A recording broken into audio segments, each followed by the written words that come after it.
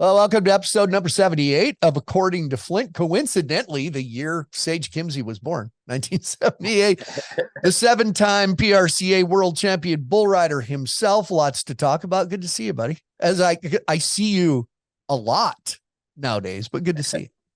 Yeah, we've been running into each other quite a bit, but shoot, thanks for having me on. Yeah.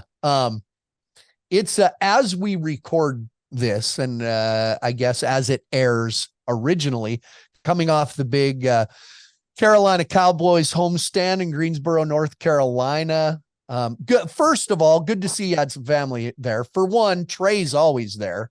But Alexis and Steele, the in-laws, that's cool to see that. I always enjoy seeing your wife, of course. We have a long history of broadcasting things, but good to take them, isn't it? Yeah, it is. It's Trevor Castor and I were talking about it. It's definitely, it changes the dynamic of rodeo a little bit, having the family there, and especially with little man running around because he's just a full-time job. So it keeps Alexis pretty booked up. But yeah, it's great always having family at the events, and especially the older I get, the more it means to have some family there to support and get to spend time with them. Through the years, I've talked to guys who maybe get married or have a new baby, and I always think that it can go one of two ways. It either can put more pressure, like, oh no, I got to do better for my family, or put perspective in that this is just bull riding. I have a family. I see you as a guy, because you've done this long enough. To me, when I look at you with them around, it's more of a perspective. You seem relaxed. You seem more human, if I can say that. Am I right on that? Oh, for sure. But even like the second night after get bucked off, bull falls down and come back, and I was pretty upset with just kind of everything. And come back, and then Steele runs in the locker room and comes over there and gives me a hug, and it's one of those kind of reset moment. Like, all right, well, bull riding's important, and it's what I do to make a living, but it's not really that important whenever you look at the big scheme of things. So I'd say the perspective shift it's a good way to put it. No, I just sneezed in the middle. That is a first in my career. I just sneezed in. Thank you. I've been see, edit point. That's an edit point. I've had oh my gosh, that's a first. I always worry about being on CBS. Hey, let's send it down to Flint, and I sneeze because I struggle down there. Dude, that's you. Thanks. And I throwing it down to me. I can actually leave this part in. I've always been out in the arena, and a lot of people don't know, I'm allergic to everything in there. Dust, bulls, since I was a kid, but I've always been out in the arena, moving around and standing on the back of the chutes. I've been struggling. I take allergy medicine and inhalers, and at the end of the day, your hat's covered with dust. No wonder we struggle. It's tough back there. Yeah, it is for sure. Like, literally the only thing that keeps me going is like the Flonase Sensa Mist. Like, it is the only thing that I have found. If I take it before the event, all good. But if I don't, like, it's bad. You're gonna write that down. Yeah, I'm always looking for solutions. There's a pro tip right here. All right. Yeah. The family thing, having family there. You're right. It's funny. My girls used to know, like an hour before a show, even in my case, and I'm not riding bulls, that's Dad's grouchy time. They always said, "Oh no, you guys." They'd have friends and stuff, out on the rodeo trail in the motorhome, and they go, "Come on, you guys, we're going." Well, why? Well, it's Dad's grouchy time. He's gonna. Isn't that horrible? Because I'm the same way too, and it's like you got to go to this mental place, but like you really look at it and you're just like, "Oh, that's just horrible." Yeah. Well, I know. Listen, you grew up traveling with Rodeo Clown. Your dad, I think, and I say this jokingly about your dad because I've known your dad forever. His grouchy time was longer than most. I think Ted had a longer grouchy time. It is such an oxymoron to me to think of a grumpy rodeo clown. Yeah. My girls had said, Dad, you need to, when I was questioning whether I wanted to quit in the arena or not. And they said, you need to before you become one of those old bitter rodeo clowns. There's something about having to be smiling and funny all the time that can make you really grouchy. It's an oxymoron. It's jumbo shrimp. Yeah. I'm with you on that, man. So the big talk last spring, big deals made, PBR teams. The first talk was, hey, there's some PRCA guys going to come and ride in teams. The second talk was, wow, Josh Frost and Sage Kimzey. The third talk was Austin Dillon figured out how to get 2 draft picks in a row and he's going to take them both. And you were caught in the middle of that. But that's a pretty fun thing to be caught in the middle of, really. Oh, it was super fun. It was one of those things. First off, and I've said it on television, I thought it was awesome and I'm very thankful that the PBR called last year whenever I was hurt, and gave me a chance to make a living and provide for my family doing the TV work that I did. James was and I talked a lot about it last year, about possibly signing up in the supplemental draft for last year. Then obviously, didn't decide to do it, got hurt right after. But long story short, teams was something that was very interesting to me. And I mean, I really do think it's the biggest thing to happen to bull riding since the PBR founders broke away from rodeo and founded the PBR. So with that being said, it was something I was part of. I didn't know exactly how it looked in my career and with my goals. But, getting to see kind of an inside look at it last year doing the TV, it made me even more excited to be a part of it this year. Going into the draft, there was a lot more talent in the second draft class than I think anybody really kind of anticipated, with, me and Josh kind of headlining the draft class. But yeah, it was fun. I hired Catherine Merck to represent me, be my agent in the deal. It was a lot of time and a lot of headache for her, I'm sure, getting everything worked out. But I couldn't be happier. Austin traded up to the first and second draft pick, like you said, kind of moved some mountains around to get that done, and got me and Josh on the same team. We've all been a little banged up this year, but it's been good. Yeah. Well, like Jerome Davis, your coach, said to me a couple of weekends ago, I visit with you guys on the back of the chutes as part of TV. I can get a lot just by visiting, a lot of the feel and what we're supposed to do back there. But Jerome said, yeah, all these buckles in this all-star lineup is really good till they're all hurt. But that's the reality. Football teams have injuries, but they have a 53-man roster and play 11 at a time. This deal is 5 bull riders at a time. A couple injuries can decimate a lineup, and bull riding is a war of attrition anyway. So, guys are going to get hurt, but when it happens all at once all of a sudden, Dalen Swearingen, Sage Kimzey, Josh Frost, they're all hurt. That's a huge hit. And Carolina, Austin Dillon, the coach, Richard Childress, the owner, and you guys discovered that the hard way. Oh, we did. I mean, the only game still to this day that we've had a full lineup is Cheyenne. We go 2-0 in Cheyenne, have the highest aggregate score over the 2-day event, and everything is how it should be, at least from our eyes, right?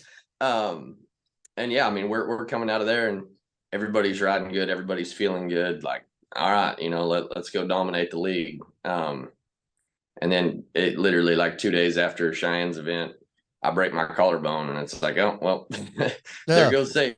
He's out 6 weeks.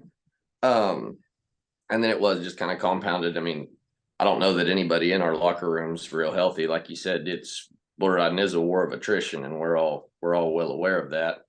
But it's been tough, but it's also been good because we've had to play musical chairs in the lineup a little bit, kind of figure out what we have on our depth chart, and I think it's really made us grow as a team. It's been way more difficult, and the struggle's been way more rough than what we probably would have wanted it to be, but it's been good.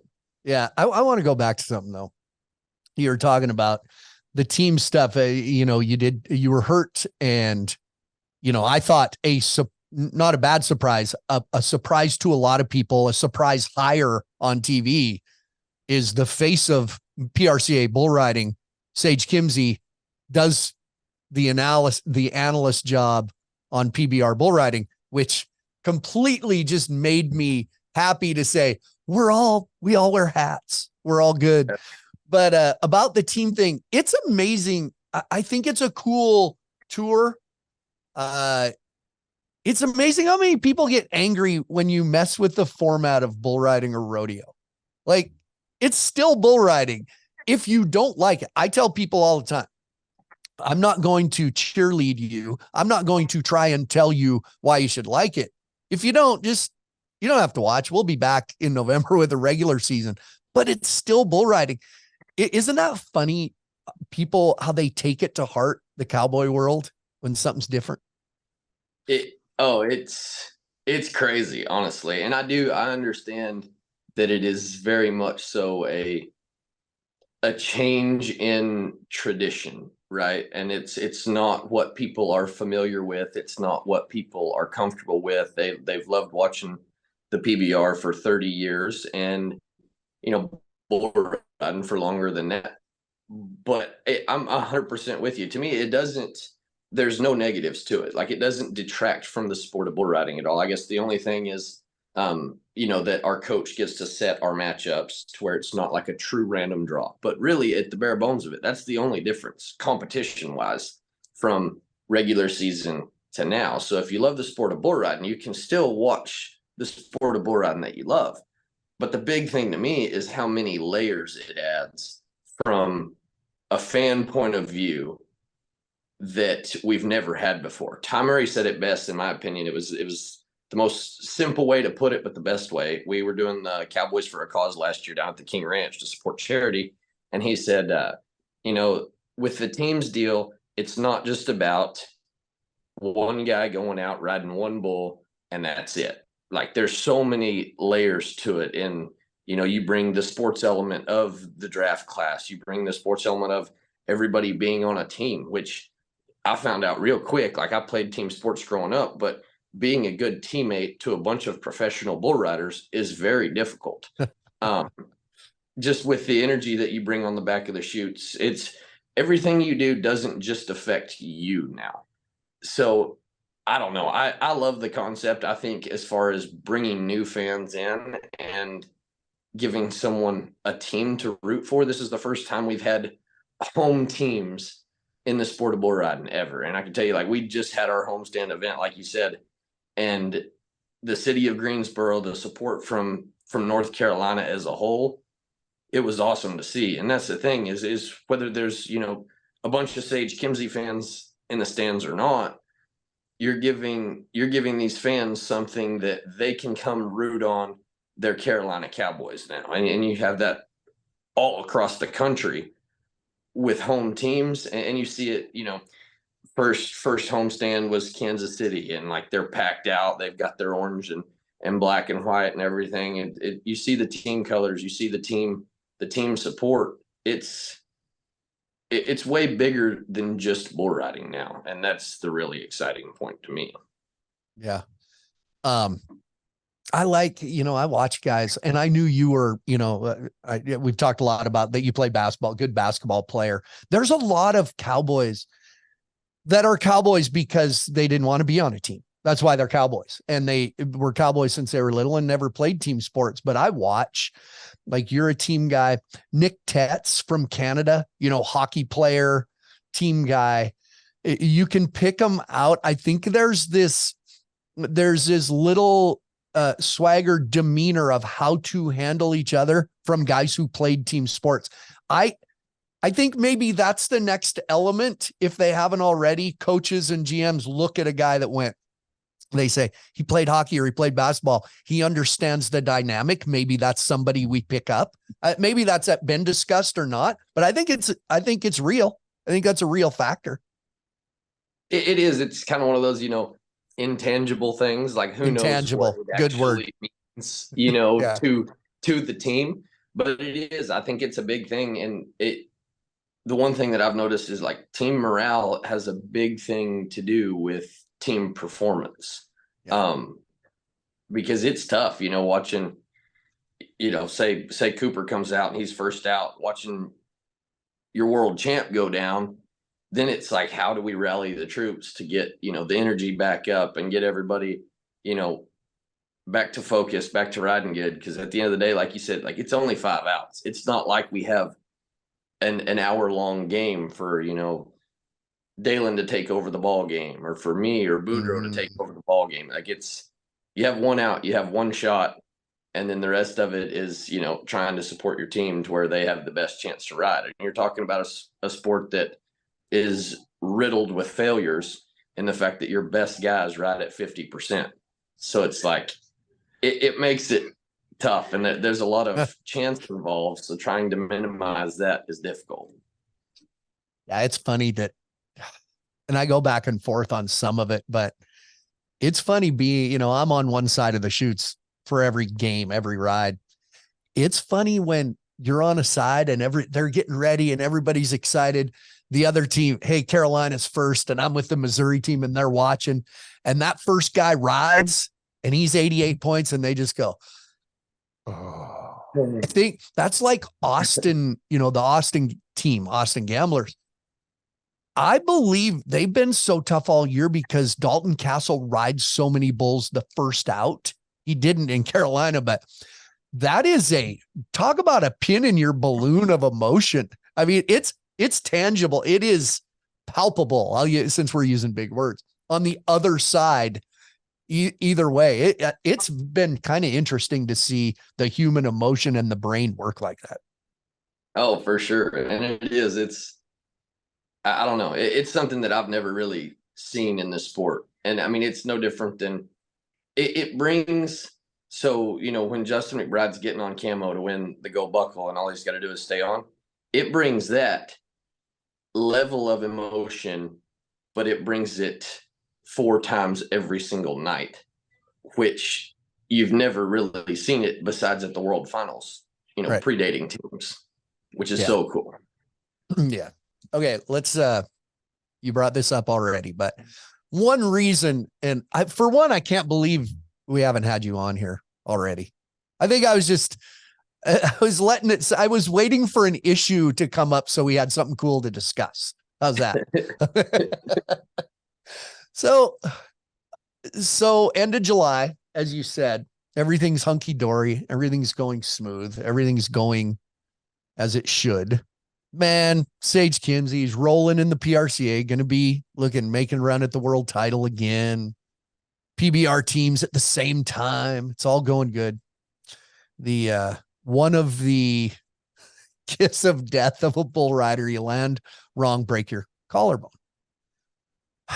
So, hey, no big deal if you're out 6, 7, 8 weeks. You've got enough money. One, everybody looks at the standings, going to be at the NFR. The NFR now, there's enough money. One, everybody's in the hunt for a world title. But there's a rule in the bull riding of the PRCA. Explain, for one, I want to say up front, I understand the rule because I remember when the Extreme Bulls Tour came about and I went, that's a good rule. Explain the rule of how to activate money and why it exists.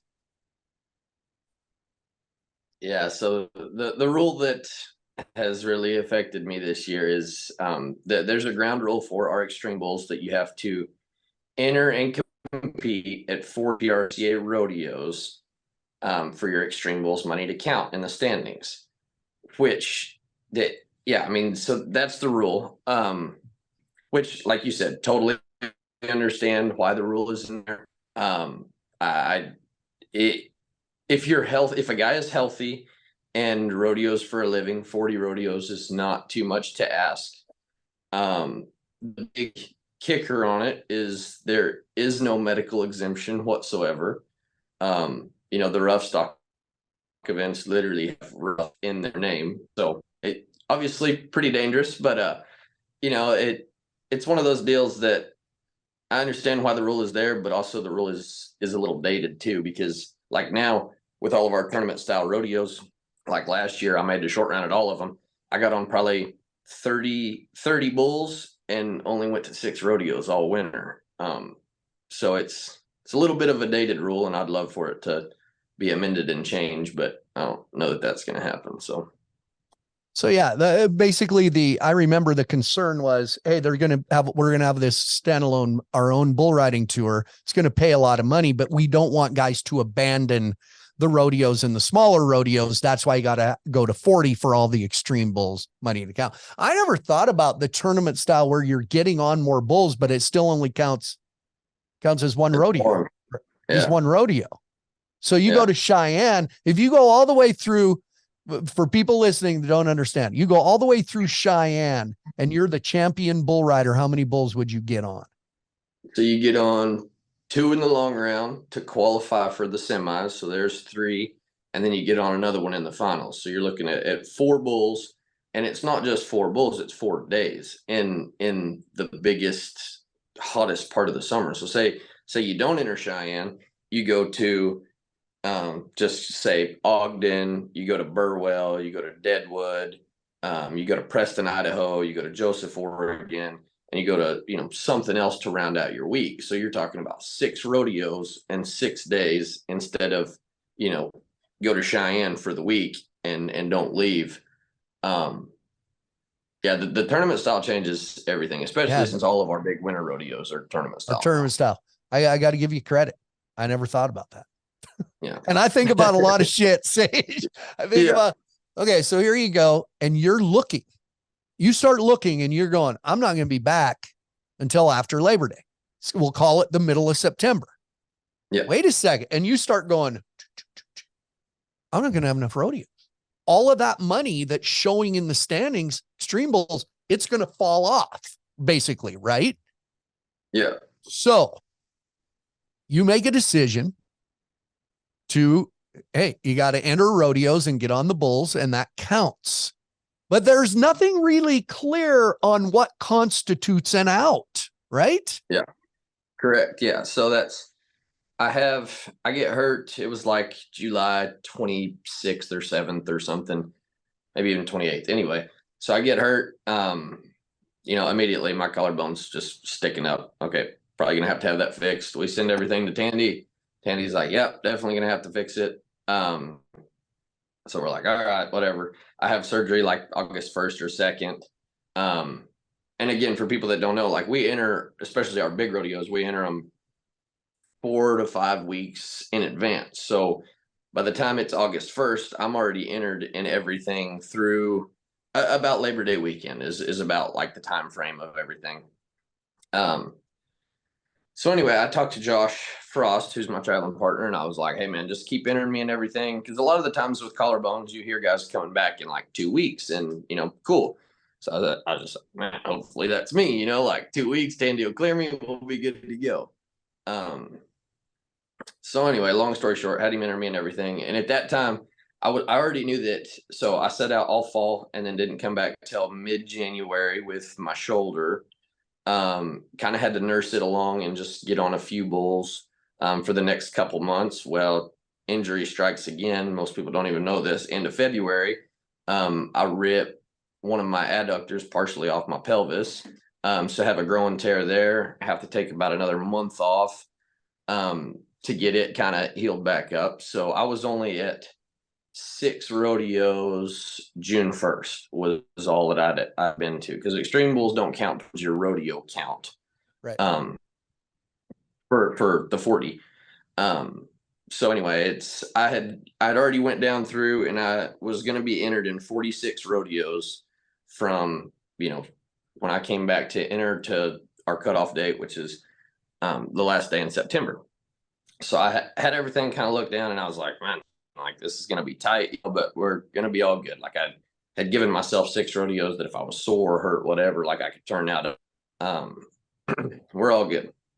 So Josh kept entering me, have my surgery. I'm sitting at home kind of like, well, this sucks. Not going to get to make the NFR for the second year in a row, because the same rule got me last year. I only went to 11 rodeos last year and would have qualified for the finals. But like I said, same rule got me last year. Well, then I kind of started looking at everything. And Josh and I had talked about it. It was just like, well, it'd be cool if you could still like go and get it. And I was like, yeah, man, but like, there's nothing.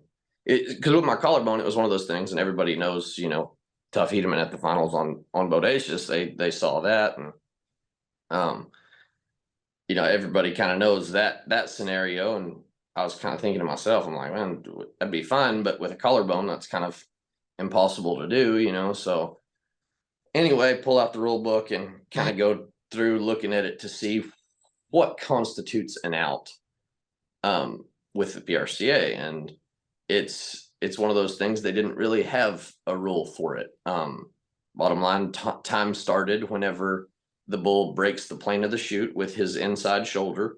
So if I'm in contact with him, whenever he does that, time would start. And then, I have to have my rope on my bull that has a bell on it. So I have to be holding onto that. And then I would be disqualified immediately from, touching the chute. So that was, I had this plan kind of figured out. Then I call Steve Knowles, head of rodeo administration, talk to him about it. Talked to Tom Glaus about it, talked to Rick Smith, the head of judging in the PRCA, about it. And all of us were kind of, under the consensus that it's not the best scenario at all, but the PRCA really likes to go by their rule book and by rule that I wasn't breaking any rules. So that was what started the journey. 2 weeks after surgery, I finished up my pain medication the day before I flew out to go to Logan, Utah and do it for the first time. Oh. So are you good now? Did it work? Because I've heard, I'm standing by you in Ellensburg, Washington, and a judge, won't name the judge. He said, I'm just doing my job, but you're getting a non-notified turnout here. It's not, and I'm standing there watching, and I don't know the depth of everything going on, but in my head, I'm thinking, wait, did you just change the rule halfway through on Sage? Or what happened there? Is this, are you good? What's going on here? Yeah, there was quite a bit of pushback. In theory, I should be good. I'm at 39 rodeos right now. My 40th will be the day before I fly out to Glendale to go to the PBR teams. And like I said, in theory, that should be 40, and that should be good. I mean, I guess we'll have to wait and see, whenever the PRCA final audit comes in. And like I said, in theory, that should be 40 rodeos. So, I talked earlier about blowback, how people get angry about certain things in rodeo. I happened to catch comments under a PRCA post when it showed what you were doing, and fans blowing back as saying, this is bullshit. That what about an honest effort? Yada, yada, yada. As if you are traveling around the country completely healthy just to get a rodeo count in because you don't want to get on any bulls. There was it's funny, the mentality of no leeway. That ain't cowboy. It isn't. So flying around to every rodeo you entered, spending your money to try and satisfy the requirement, to me was absolutely an effort. I mean, it comes back to what we consider that's not the cowboy way. It is. I mean, hell, I saw you in Ellensburg, Washington. You couldn't get on a bull. You were still healing up, but you went all the way to Ellensburg, Washington. That just really, when you were, the first thing in my mind was, wow, that's a good effort. Like, what an intuitive thing to do. Still blowback though. It's weird to me. Oh, I think it's one of those things you're going to get blowback no matter what you're doing. And at the end of the day, if you can look yourself in the mirror and, shave your face and feel good about what you're doing, then that's really all that matters. it does surprise me. And even, I mean, fellow competitors, the fans, everybody from top to bottom, there's been a bunch of support too. Don't get me wrong. Like there's been a bunch of people like, hey, go get the job done. But at the end of the day, and I talked to my wife before, I was even doing this. She was like, well, like what's the point? Like, what is this for? And I said, honestly, honey, I said, it's one of those things like this just comes down to a business decision for me. She was like, okay. And I said, I'm going to spend, 10, 12 grand in the next month and a half, just traveling around, cruising around the country, kicking these bulls out. And, the NFR pays 30,000 around and 80,000 for the average. So it's one of those deals that a guy could walk out of Las Vegas pretty easy with $250,000 in his pocket and, have a shot at a gold buckle, which obviously I'm going to be behind the eight ball, but it, could happen. And it's one of those deals, luckily I'm, financially able to do this. And, the 10 or 12,000 didn't, bankrupt me. And, hopefully, like I said, in theory, I'll be able to go to Las Vegas and make a bunch of money and support my family. So that was where my head was at whenever I made the decision to do it, for sure. And no hurry paying me back the 10 or 12,000. It's not a big deal. Yeah, right now. I'm good right now. I got good friends. Yeah, you're good. Friends. You're good. I don't know. I just felt, listen, I understand opinions, how it can go either way. Number one, you didn't make the rule. Number two, you didn't get hurt on purpose. That's what it felt like. Like there was this, yeah, I can't even explain it. Plus, I don't know it. I understand. Listen, we have every avenue in the world now to express our opinions. And if there's one thing social media and Cowboy Channel throwing rodeo out there every single day has taught everybody, it's something I kind of suspect, kind of knew anyway. Rodeo fans are as opinionated and can be as big assholes as any other sports fans, right? They're sports fans. So they're going to come after something because that's what they're passionate about. Yeah. Oh, they care about it. Exactly. Right. And that's the thing is that, I love the passion of the rodeo fans for sure. Yeah. But at the end of the day, and me and Josh talked about it too. And, kind of just thinking about, like not so much the optics, but what it really is, and, we talked about it and both of us kind of came to the conclusion that if anybody had the chance to go travel around and, foot 15 bulls out for a chance to go ride at the Yellow Buck and Shoots, that I really feel like I deserve to be there this year. He was like, anybody would do that, Sage. Absolutely. And it was one of those deals that, and I think that was the big thing. And even, a couple of the competitors, one of them even came up and apologized to me. He was like, at the start of this whole deal, he said, I didn't like what you were doing. I thought it was, not right and this and that. And he said, then somebody asked me like, if the shoe was on the other foot, would you do it? And he said, you're dang right I would. For a chance to go win that kind of money to support my family, he was like, you're dang right I'd do it. And he said, at that point, he said, I'm just sorry, man. Like, I should have never said a negative thing about it. And I said, hey, it's all good. But it's one of those, shoes on the other foot, what would you do? You know what I mean? Yeah, absolutely. It was interesting. I tried to keep up with it. And the fact that I was standing there with you, it happened to be the one kind of big rodeo. I've been back there all year and I was in on that. And I mean, I won't say who the judge was, but it was Roy Doyle. Anyway, but he explained that Roy Doyle is a pro rodeo official on every level. PBR, PRCA, college rodeo, you see him everywhere. And he said, I'm just executing what I've been told to do, basically. Yeah. So I should make that clear. Anyway, it's an interesting story. And I hope when it's all said and done and the audit's done that you are at the NFR.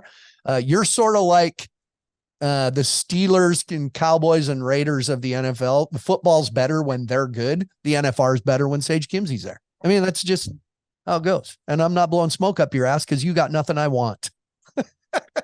Remember old Jimmy Anderson, the old bullfighter Jimmy Anderson in the PBR.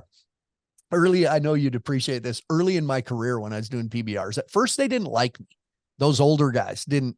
I was doing it different, and I'll never forget one time we were at a PBR somewhere and he just came up to me and he was grouchy, like, grouchy old rodeo clown. He said, I got to tell you something. You're doing as good a job as I've ever seen anybody do. And I'm not blowing smoke up your ass because you got nothing I want. And he turned and walked away. Might have been the greatest compliment I ever got in my life. And that was it. Yeah. That was it. That was it. When you first came around and you had won a couple world titles and it came out, yeah, I want him. Donnie Gay has 8. I want 8 or more. And I went, yeah, right. Whatever. Because again, it's a war of attrition, bull riding, especially in the bulls you're riding these days. That's hard to do, to stay at it that long. And here you are with 7 world titles. When you look at yourself all those years ago, way younger, a different person, a kid without family, is it still in there that's what you want to do? You want to get 8 or 9? Is it as important to you now? Yes, but for different reasons now. Originally it was just, yeah, like you said, young kid out there living his dream, riding bulls, putting money in his pocket and just rocking it, But now it's more so my motivation is more so switched over to the legacy part of it. And what I want Steele to have to look up to. And that's way more important to me. And it's one of those deals that I'm not going to give up no matter what. And that's, at the end of the day, you got 2 choices. Like, you can either give up or give it all you got. And the latter is going to be what I choose every time, whether it's bull riding or whether, the next chapter in life, whatever it is, I'm not going to quit. So yeah, that's the biggest thing. I heard something good about you the other day. That's it. I just wanted to tell you that. So I'm thinking, Perfect. you know who I think it was? Because we were in a meeting. I think it was Scott Schiffner, who's been doing some analysis. Great. He was a great bull rider. We forget how good Scott Schiffner was up in Canada. And we were talking about, as bull riders get older, what happens to sometimes how they ride bulls and how they go about it. I'm paraphrasing. He said, as careers move on, the injuries become inevitable. So your body starts to break down in certain areas.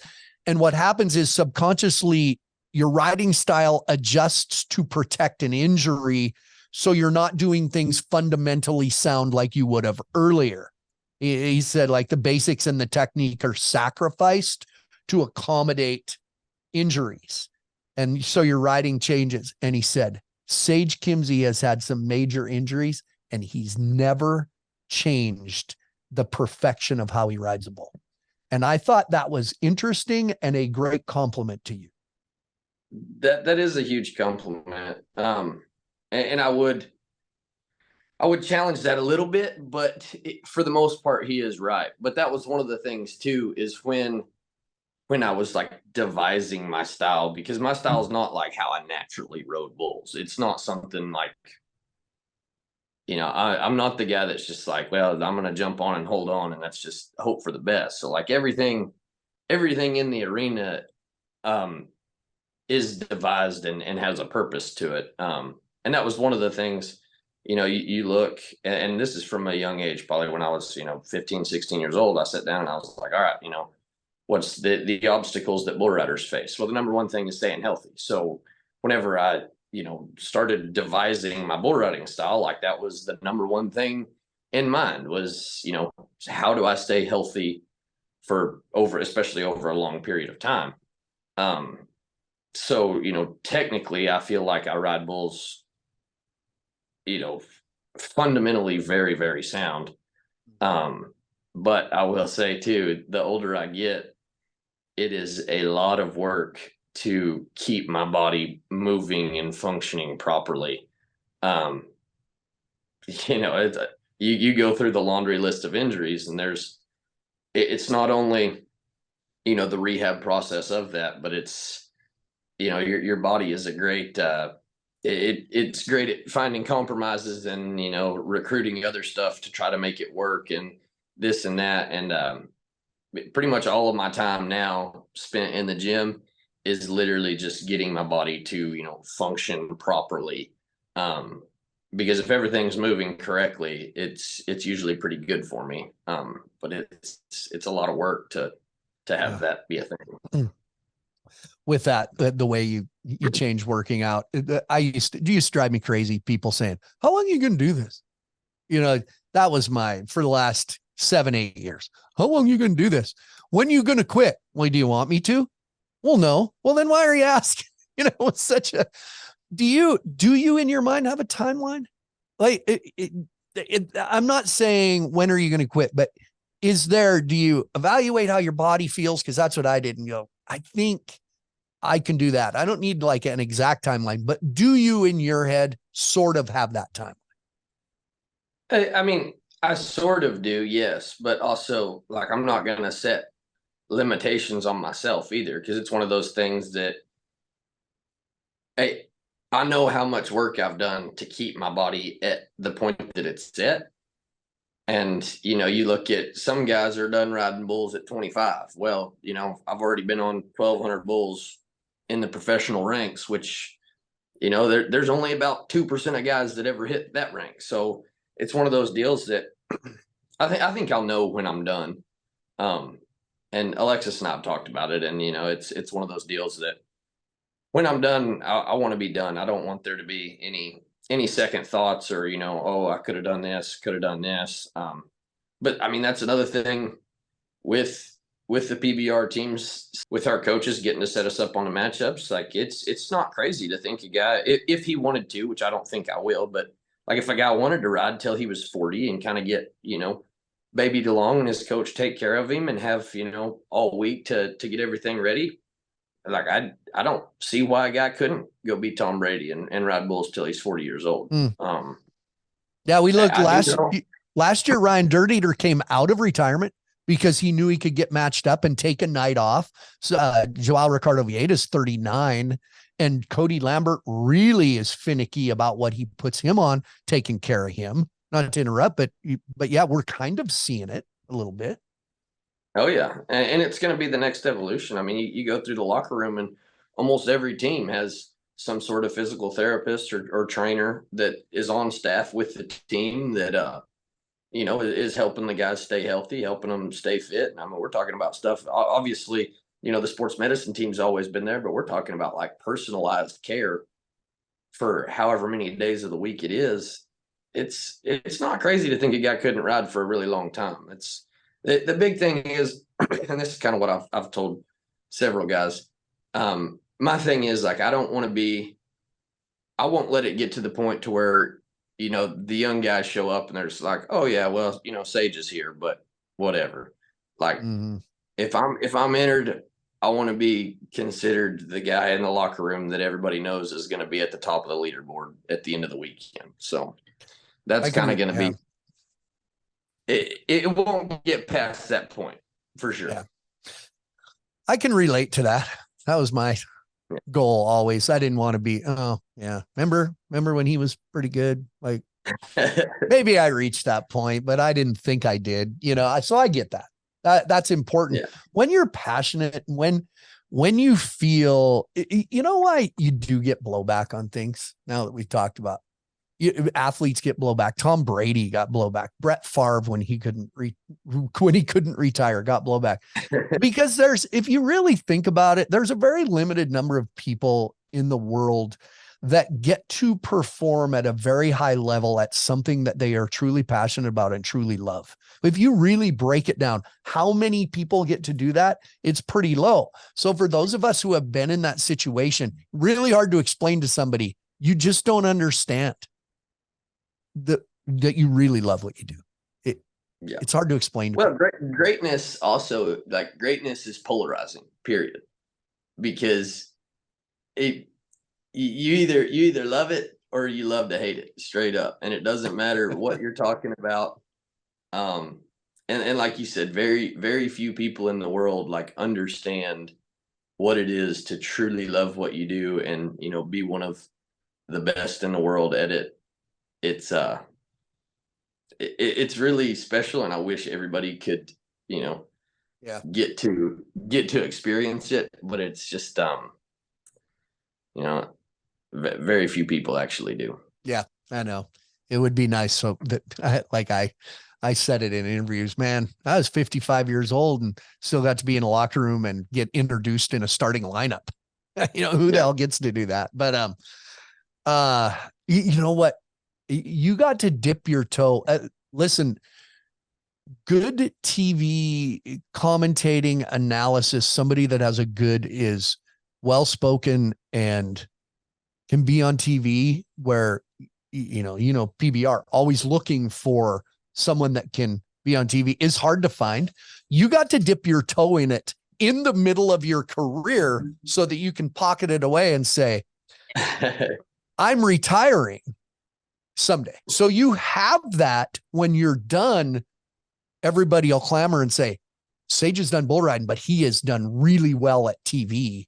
Let's snatch him up, and you can still stay involved in the lifestyle, involved in the culture while doing TV. Notice I gave you a little compliment there at the same time.